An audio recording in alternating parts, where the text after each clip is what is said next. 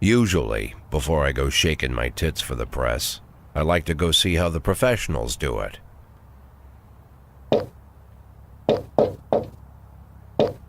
Some might say the chief of police has no business in an institution like this, but in fact it's the quietest and safest place in town. You won't run into any reporters, nobody gets into any fights, nobody drinks too much, nobody even raises their voice. The place is owned by an elderly gentleman who knows how to keep things under control. That's why I never invite my friends here.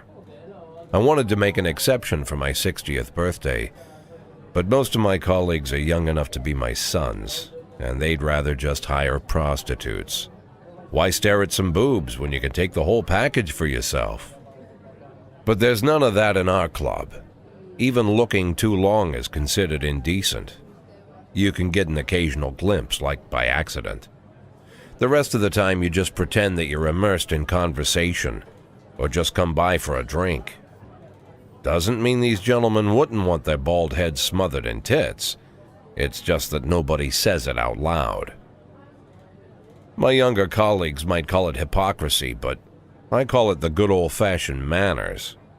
Good manners and leave the rest unsaid. She agrees to unbutton her blouse, and we agree not to pay too much attention. The girls are on a quiet prowl, too. They're looking for a way out of their cramped rooms. Maybe make friends with some wealthy patron with a pacemaker and dentures. Everybody wants something. But we have to control ourselves, or we'll all turn into libertines and prostitutes. Hell, if there weren't any rules, I'd be belching and farting, jumping up on the table, arms held high, yelling, "Shake it, baby!"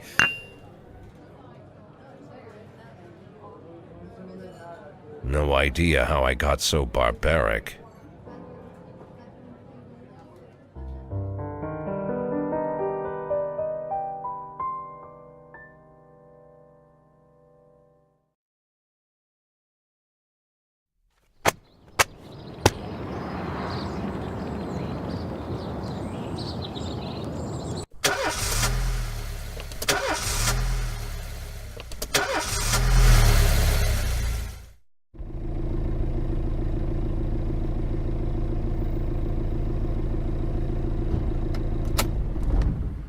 When I was a kid, my father sometimes told me at bedtime that if I closed my eyes and didn't open them for a long time, all the demons would blow away.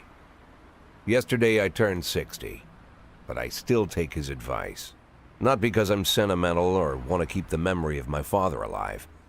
I just can't think of a better solution. To get away from all the demons that haunt Freeburg, I'd need to wear a blindfold 24/7. Plus, it's a good idea to act blind when talking to reporters. At least that's what my colleagues say. They're afraid of press conferences. But for me, it's more like a confessional. No matter what lies you tell, you're privately thinking the honest answers. It helps me remember who I am. The fact that I'll be reading all about it in the papers tomorrow is a small price to pay. Call it penance for the preacher.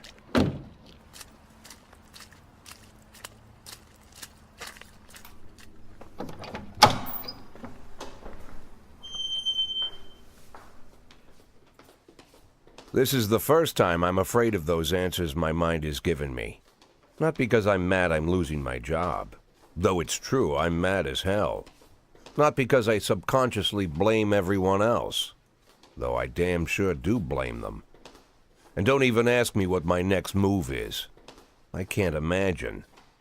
But even that doesn't scare me. The worst thing is, I know I'm gonna have to do something. And I'll be damned if I know how far I'll go. I may have a lot of vices, but predictability isn't one of them.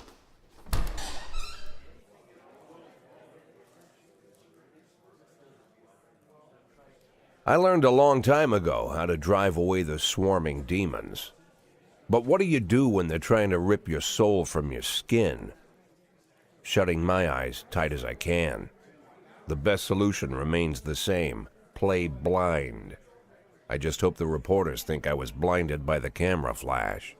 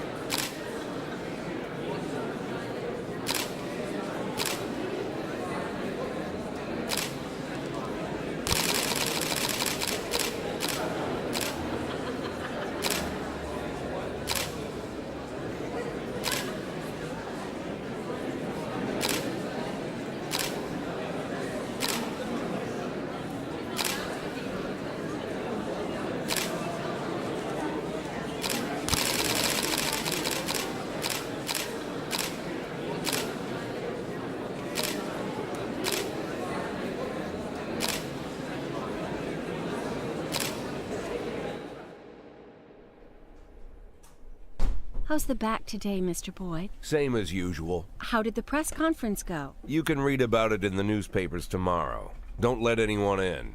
Even Mr. Kendrick? Especially Mr. Kendrick.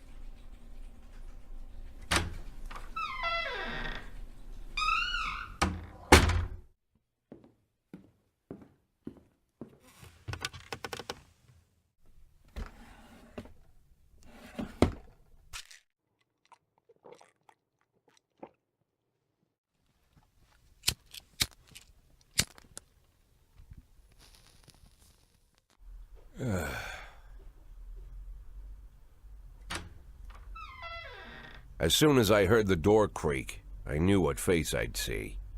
When I tell Emma not to let anyone in, there's only one man it could be. Rude, arrogant, no warning. That's Mayor Rogers in a nutshell. White summer shoes, white socks, white shorts, white polo shirt, and the white smile of a hungry shark. Mayor Rogers enters every room like he owns the place. Even the floorboards under his feet sound like they're creaking an apology. He never shied away from the odd corruption scheme. It's like the devil walks behind him. In the movies, the villains controlling the city play golf with the judges. Rogers plays tennis with them instead.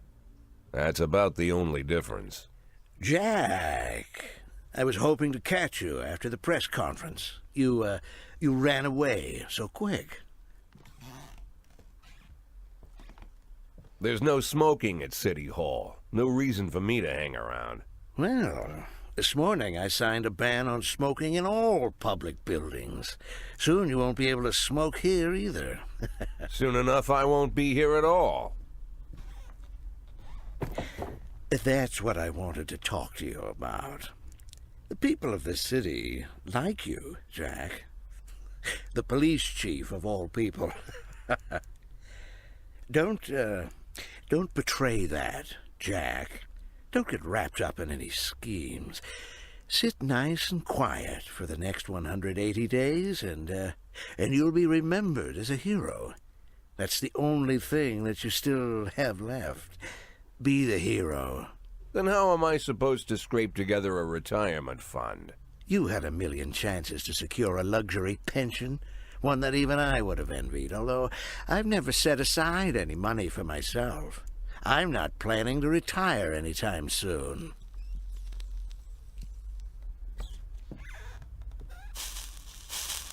"180 days of quiet, Jack. That's all I need. I don't have any problems with you, and you won't have any problems with me. I have a new assistant, Troy Starr. If you have something to tell me, call him. But try not to bother him. He's a busy man." I'll do my best. "And quit smoking up the office. One of my friends will be using it soon."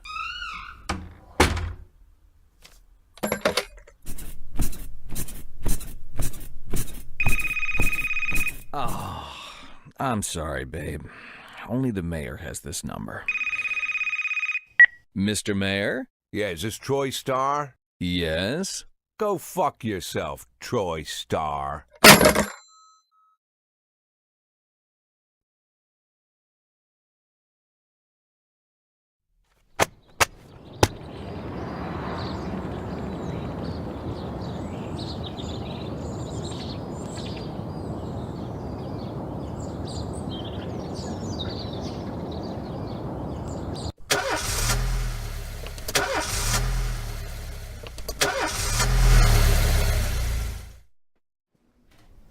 Cops don't use the police station cafeteria anymore.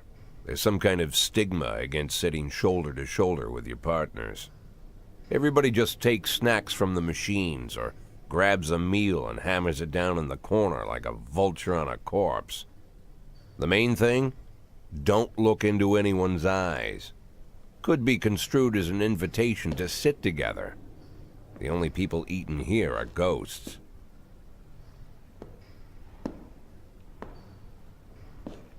My deputy, Francis Kendrick. He recently became one of those ghosts. the subject of one of the most devastating corruption scandals in the history of Freeburg. No evidence to support the accusations, but everyone knows Kendrick's days are numbered. I need that file I asked for. Needs to be ready tonight. Francis didn't say anything, but I understood. Ghosts aren't supposed to talk. Besides, I got a feeling he was already finished.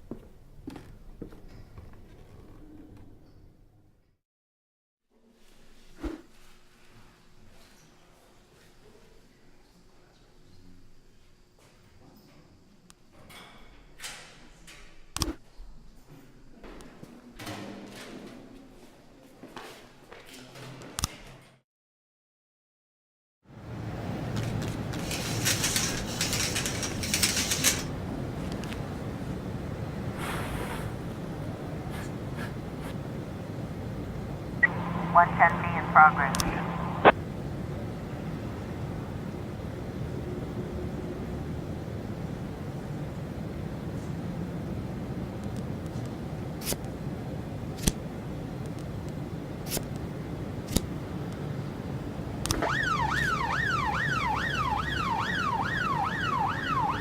$311A in progress.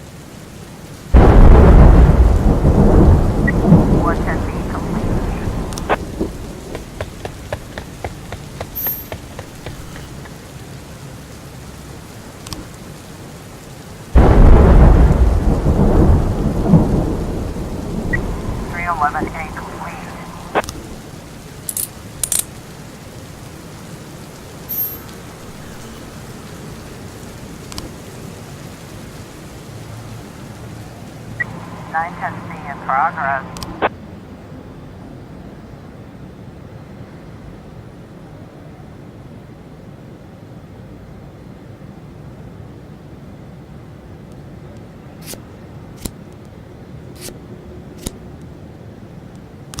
$311A in progress.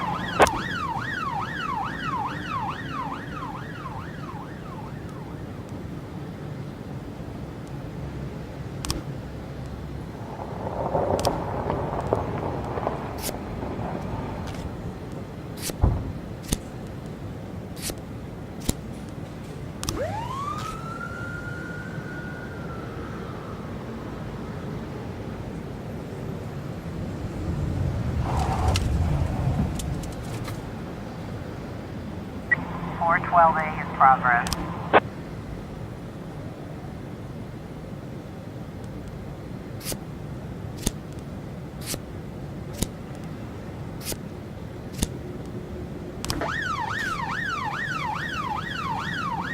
We've got a situation here.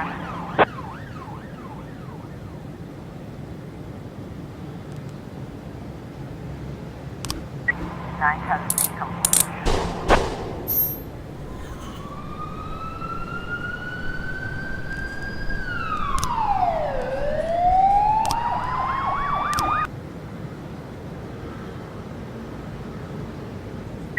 $311A complete.